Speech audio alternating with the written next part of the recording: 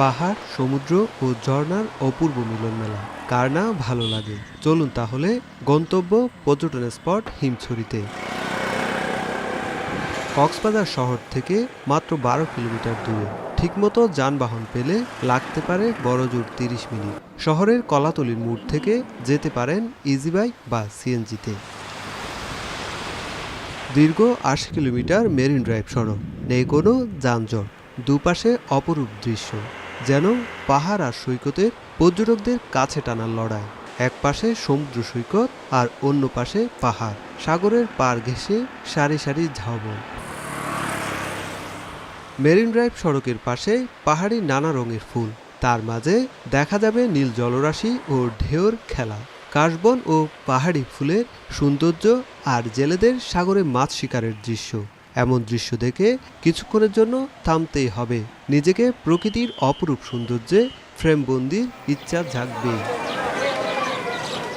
এভাবে সাগর, পাহাড় ও ফুলের সৌন্দর্য দেখতে দেখতে পৌঁছে যাবেন পর্যটন স্পট হিমছড়ির প্রবেশদ্বারে। গাড়ি থেকে নেমে হিমছড়ির ঝর্ণা ও ৩০০ ফুট উঁচু পাহাড়ে উঠতে জনপ্রতি ২৩ টাকার টিকিট কিনতে হবে। একটু হাঁটলে দেখতে পাবেন পাহাড় থেকে স্বচ্ছ জলরাশি পড়ছে। হিমছড়ি পাহাড়ের শীতল পানির ঝর্ণা। শীত মৌসুমে পাহাড়ের শীতল পানির ঝর্ণা দেখতে ছুটে আসেন দূর দূরান্ত থেকে হাজার হাজার পর্যটক। শীত উপেক্ষা করেই ঝর্ণার পানিতে নামছেন অনেকেই, আবার কেউ ফ্রেমবন্দি করছেন নিজেকে। ঝর্ণা দেখতে আসলাম, তারপর আমরা সিঁড়ি দিয়ে উপরে যাব। পরিবেশ খুব ভালো, এর আগেও আসছি কিন্তু এখন খুব ভালো লাগতেছে। ভালোই উপভোগ করতেছি আমরা, আলহামদুলিল্লাহ। খুব ভালো লাগতেছে পরিবেশটা, প্রকৃতি, পাহাড়, ঝর্ণা মিলে সব আশা অদ্ভুত ভালো লাগা কাজ করতেছে। ছুটির দিনটা এনজয় করার জন্য আমি ফ্যামিলি সহ এখানে চলে আসছি। আসলে এটা অত্যন্ত প্রাকৃতিক সৌন্দর্যময় একটা জায়গা। এখানে আসলেই মনটা ভরে যায়। এই ঝর্ণা, এই সবুজ শ্যামল পরিবেশ পাহাড়ের, এটা অত্যন্ত আসলে উপভোগ্য এক কথা আর কি।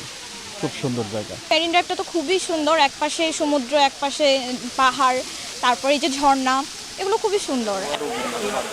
ঝর্ণা দেখা শেষে গন্তব্য ৩০০ ফুট উঁচু পাহাড়। কিন্তু পাহাড়ে ওঠার আগে দুপাশে দেখতে পারেন অনেক খাবারের দোকান। চাইলে খেতে পারেন সস্তায় পেঁপে, পেয়ারা, জাম্বুরা, তেঁতুল, জলপাই ও আনারস। তবে একটা কথা মনে রাখবেন, পাহাড়ে ওঠার আগে অবশ্যই হাতে পানির বোতল নিয়ে নিবেন। সিঁড়ি দিয়ে উঠার আগে খেয়াল রাখবেন সতর্কবাণী। সিঁড়ি পেরিয়ে উঠতে গিয়ে ক্লান্ত হয়ে পড়লে বিশ্রাম নেওয়াটাই ভালো। রয়েছে বসার স্থানও। একে একে ৩৬০টি সিঁড়ি পাড়ি দিয়ে যখন ক্লান্ত হয়ে যাবেন, তখন দেখতে পাবেন প্রকৃতির অপরূপ দৃশ্য,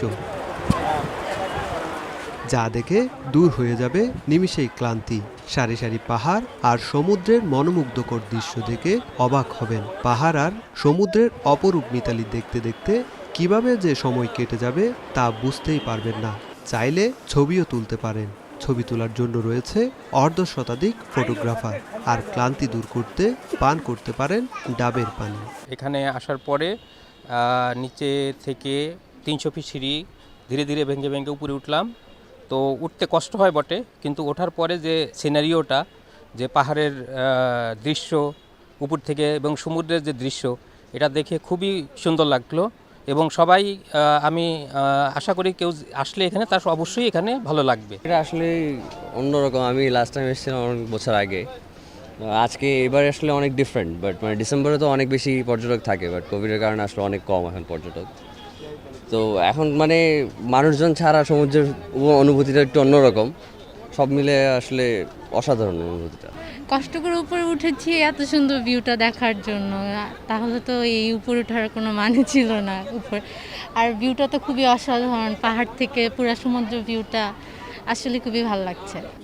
এই যে মেরিন ড্রাইভ যে রাস্তাটা করছে খুবই সুন্দর। আর উপরে আসতে তো অনেক কষ্ট হয়েছে, অনেক উঁচুতে। ওঠার পরে আসলে সমুদ্র দেখার পরে অনেক ভালো লাগছে। ওই কষ্টটা দূর হয়ে গেছে আর কি সমুদ্র দেখার পরে। খুবই ভালো লাগছে। আর এখান থেকে তো মোটামুটি সমুদ্র পুরাটাই দেখা যাইতেছে, অনেক সুন্দর। তো সব দিক থেকে হিমছড়িটা অর্থাৎ একটা এনজয় করলাম, যে উপভোগ করলাম, যে অনেক উপরে উঠলাম। যদিও ছোটো ছোটো বাচ্চা নিয়ে আসছি, খুবই ভালো লাগতেছে। ঝর্ণা দেখলাম, এখন অনেক উঁচুতে উঠলাম, খুবই ভালো লাগতেছে। আশেপাশে যে সাগরের দৃশ্যগুলো ওগুলো দেখলাম, সাগরের যেই ঢেউয়ের দৃশ্যগুলো ঝাপটে ঝাপটে পড়তেছে এগুলো খুবই উপভোগ করলাম।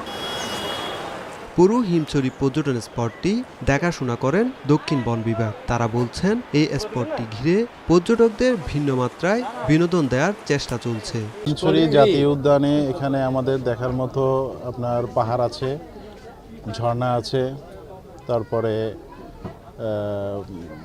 মানে পাহাড় থেকে উপর থেকে পুরো সমুদ্রের ভিউটা দেখা যায় এবং ঝর্ণাটা দেখার মতো আকর্ষণীয়। হিমছড়িতে পর্যটক আগমনকে কেন্দ্র করে গড়ে উঠেছে 2 শতাধিক ব্যবসা প্রতিষ্ঠান। হিমছড়ি ছেড়ে যাওয়ার সময় পরিবার পরিজনের জন্য নিয়ে যেতে পারেন বার্মিজ পণ্য।